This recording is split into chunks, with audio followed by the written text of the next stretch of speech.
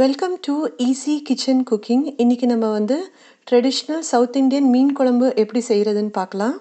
வாங்க ரெசிபிக்குள்ளே போகலாம்.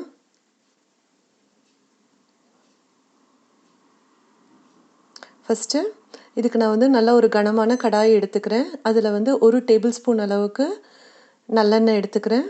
எண்ணெய் உங்களோட சாய்ஸ் எந்த எண்ணெய் வேணால் எடுத்துக்கலாம். அப்புறம் 1 டேபிள் ஸ்பூன் அளவுக்கு வெந்தயம், அப்புறம் காஞ்ச மிளகா 3, கருவேப்பிலை ஒரு 7 to 8 இலை யூஸ் பண்ணியிருக்கேன். நீங்கள் நிறைய கருவேப்பிலை கூட யூஸ் பண்ணலாம், ரொம்ப நல்லாயிருக்கும் மீன் குழம்புக்கு. அப்புறம் பூண்டு ஒரு 5 to 6 பூண்டு, நசுக்கின பூண்டு இதில் நான் சேர்க்குறேன். அப்புறம் வெங்காயம் ஒரு 2 கப் அளவுக்கு பொடியாக நறுக்கின வெங்காயம். சின்ன வெங்காயம் மீன் குழம்புக்கு சேர்த்துக்கிட்டிங்கன்னா இன்னும் நல்லா டேஸ்ட்டாக இருக்கும். அப்புறம் 1 கப்பு தக்காளி இதில் நான் சேர்க்குறேன். இப்போ இந்த வெங்காயம் தக்காளி எல்லாம் நல்லா வதங்கணும்.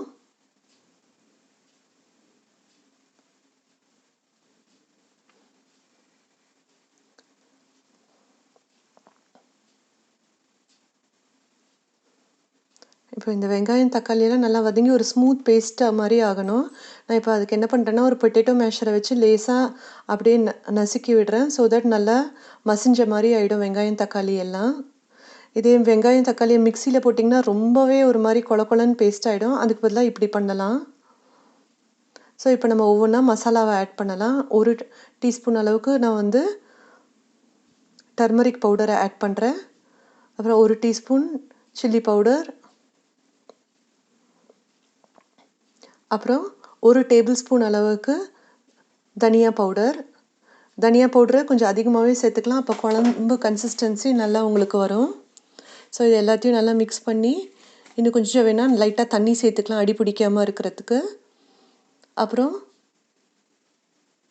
கொஞ்சம் அது வதங்கினதுக்கப்புறம் புளி தண்ணியை நான் சேர்க்குறேன். ஒரு எலுமிச்சை பழம் சைஸ் அளவுக்கு புளியை நான் ஊற வச்சுருந்தேன்.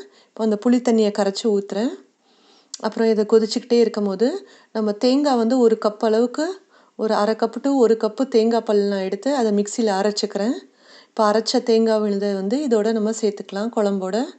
தேங்காய் சேர்த்துக்கிறது ஆப்ஷனல் தான்.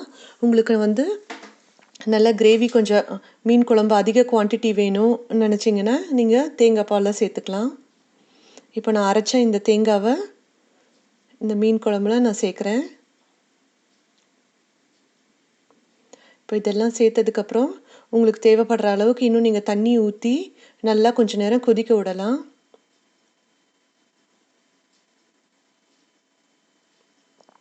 உப்பு 1 டேபிள் ஸ்பூன் அளவுக்கு உப்பு இந்த ஸ்டேஜில் நான் சேர்த்துக்கிறேன். அப்புறம் உங்களுக்கு தேவைப்படுற அளவுக்கு நீங்கள் பார்த்து பின்னால் அப்புறம் இன்னும் உப்பு சேர்த்துக்கலாம்.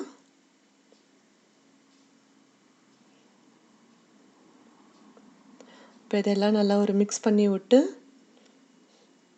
நல்லா தட்டு வச்சு நீங்கள் மூடி வச்சிடலாம். ஒரு 10 to 15 மினிட்ஸ் நல்லா கொதிக்கட்டும். மசாலாவோட அந்த பச்சை ஸ்மெல்லெல்லாம் போகட்டும். தண்ணி நீங்கள் பார்த்து சேர்த்துக்கலாம்.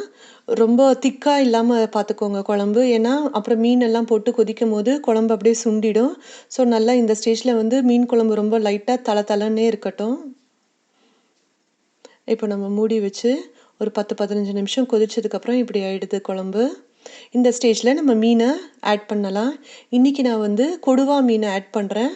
ஒரு 8 to 10 பீஸ் இதில் நான் ஆட் பண்ணுறேன். கொடுவா மீன் இங்கிலீஷில் சீ பாஸ்ன்னு சொல்லுவாங்க. ஸோ இந்த ஃபிஷ்ஷை நான் லேசாக மேரினேட் பண்ணியிருக்கேன். ஒன்றும் chilli powder, pepper powder, salt இது 3 போட்டு கொஞ்சம் லேசாக மீனை பிரட்டி வச்சுருந்தேன். நீங்கள் வேணால் ரா ஃபிஷ்ஷை கூட க்ளீன் பண்ண ரா ஃபிஷ்ஷை அப்படியே கூட ஆட் பண்ணலாம். ஸோ இப்போ மீன்லாம் போட்டு ஒரு 15 நிமிஷம் அளவுக்கு மூடி வச்சு கொதிக்க விடுங்க.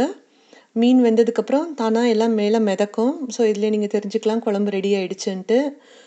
ரொம்ப கேர்ஃபுல்லாக குழம்பு இந்த ஸ்டேஜில் நீங்கள் ஆட்டணும். ரொம்ப ஃபோர்ஸாக ஆட்டினீங்கன்னா மீன் அப்புறம் உடஞ்சி போகும். ஸோ இப்போ பார்த்தீங்கன்னா நம்மளோட மீன் குழம்பு ரெடி ஆகிடுச்சு. தேங்க்ஸ் ஃபார் வாட்சிங் ஈஸி கிச்சன் குக்கிங்.